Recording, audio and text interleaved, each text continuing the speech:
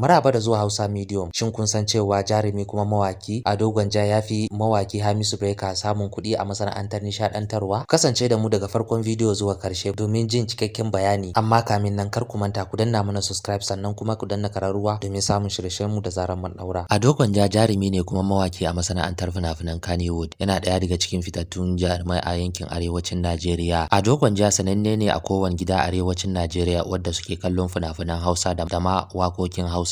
Akwai mutane da dama suna so su sani darajar Ado Gwanja da yawan dukiyarsa da kuma nawa yake samuwa a cikin fina-finan da yake yi a masana'antar Kannywood. Idan aka zo ga darajarsa da kuɗin Ado Gwanja bai kai kamar yadda kuke tunani ba. Hakan na faruwa ne saboda yana ɗaya daga cikin manyan fitattu a masana'antar Kannywood. Ado Isa, wanda aka fi sani da Ado Gwanja, haifaffen jihar Kano ne arewacin Najeriya. Ado Gwanja ya fara harkar nishaɗantarwa ne tun da daɗewa amma bai samu ɗaukaka ba sai shekarar 2015 inda ya fito a wani fim mai suna Ɗan Kuka, fim ɗin da ya ɗau hankalin mutane arewacin Najeriya. Ado Gwanja yana masana'antar Kannywood tun shekarar 2012. Ya fara shiga masana'antar Kannywood ne a matsayin mawaki. Kafin mu bayyana darajar Ado Gwanja da yawan dukiyarsa, za mu bayyana muku hanyoyin samun kuɗinsa bisa lura da muka yi. Mun gano cewa Ado Gwanja yana da hanyoyi guda biyu da yake samun kuɗin shiga. Hanya ta farko ita ce fina-finan da yake yi a masana'antar Kannywood. Hanya ta biyu ita ce shirye-shirye da abubuwan da yake yi. Wani lokaci yana da wuya a iya hasashen darajar fitattun jarumai da mawaka a masana'antar Kannywood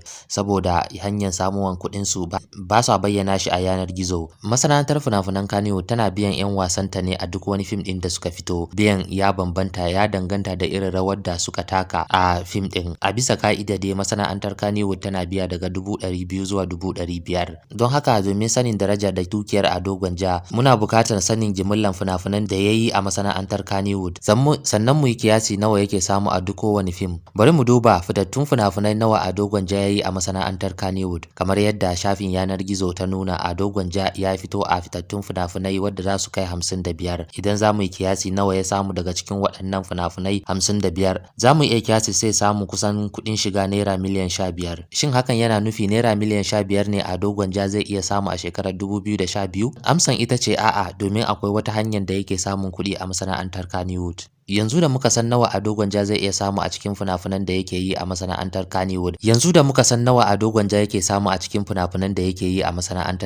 Bari mu duba nawa yake samuwa a shirye-shirye da gudanarwar da yake yi. Wata hanyar da Ado Gwanja ke samun karin kuɗi ita ce duk shirye-shirye da kuma halartar bukukuwa da yake yi. Duk lokacin da Ado Gwanja aka gayyace shi zuwa biki ko kuma wani bukukuwa, ana biyan shi kuɗi a hakan. Don haka, don kammala daraja da dukiyar mawakin, muna buƙatar sanin jimilla nau'ika nawa yake gudanarwa, sannan kuma sai mu yi kiyasi. Rahotanni sun nuna domin ɗaukar Ado Gwanja zuwa wurin bukukuwa ko kuma biki ana ɗaukan sa ne daga 800,000 zuwa naira miliyan 1. Ya danganta da yanayin taron. Wannan ya nuna karara Ado Gwanja yana samun makudan kuɗi a shirye-shirye da gudanarwar da yake yi. A masakaita ana gayyatar Ado Gwanja zuwa bukukuwa ko biki wadda yana kai 6 a shekara, wadda idan muka yi kiyasi zai kai naira miliyan 6. Yanzu da muka san nawa Ado Gwanja yake samu daga bukukuwa da ake gayyatansa, lokaci yayi da zamu bayyana muku darajarsa da dukiyarsa na shekarar 2022. An bayyana darajar Ado Gwanja da dukiyarsa na shekarar 2022 wadda za su kai jimilla naira miliyan 21.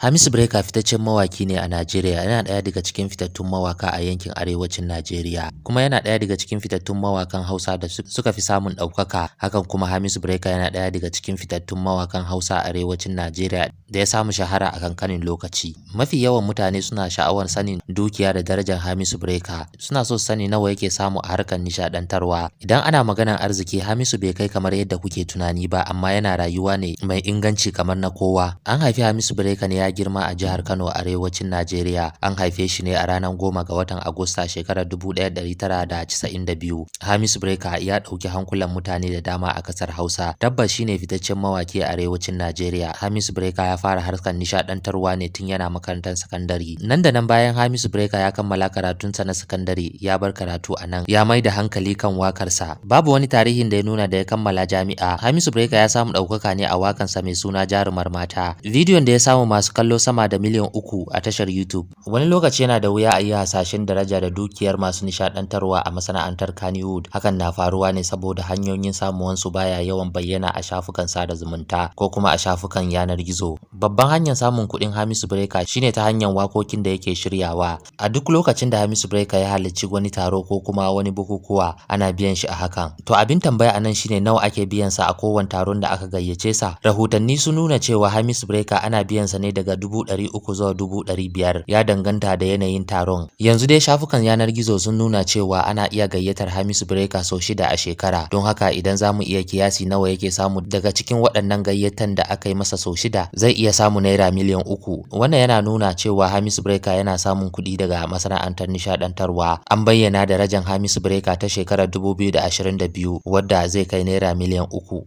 To masu kallo, da fatan kun fayyace wa yafi kuɗi tsakanin fitattun mawakan nan Hamisu Breaker da Ado Gwanja.